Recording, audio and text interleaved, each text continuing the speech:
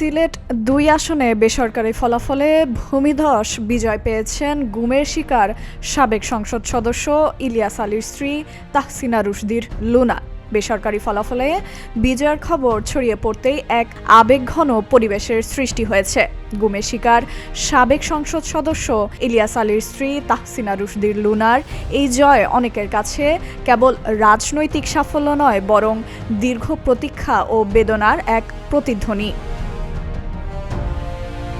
২০১২ সালের ১৭ এপ্রিল রাতে বনানীর রাস্তা থেকে ইলিয়াস আলী ও তার গাড়ি চালক আনসার আলীকে অজ্ঞাত ব্যক্তিরা ধরে নিয়ে যায়। পরিত্যক্ত অবস্থায় গাড়িটি উদ্ধার করে পুলিশ।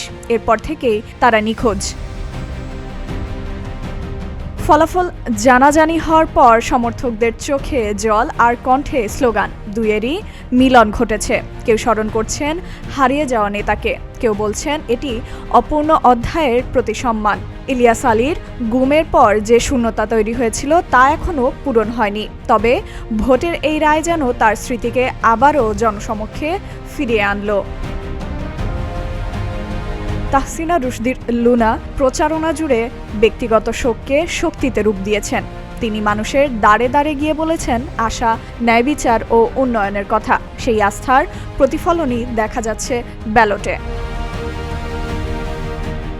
বিএনপি মনোনীত ধানের শীষ প্রতীকের প্রার্থী তার নিকটতম প্রতিদ্বন্দ্বী ১১ দলীয় জোটের খেলাফত মজলিসের প্রার্থী মোহাম্মদ মুনতাসির আলী থেকে ৭৯,৩২১ ভোটে এগিয়ে বিজয়ী হন লুনা। প্রাপ্ত ফলাফল অনুযায়ী মোট ১২৮টি কেন্দ্রে লুনা পেয়েছেন ১,১৭,৯৫৬টি ভোট। দেয়ালঘড়ি প্রতীকের প্রার্থী পেয়েছেন ৩৮,৬৩৫ ভোট।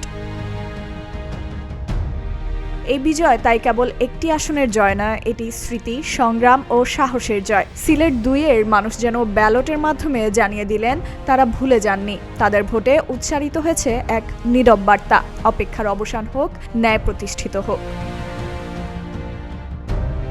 ফাইজা মেহরি নরিন, প্রতিদিনের বাংলাদেশ।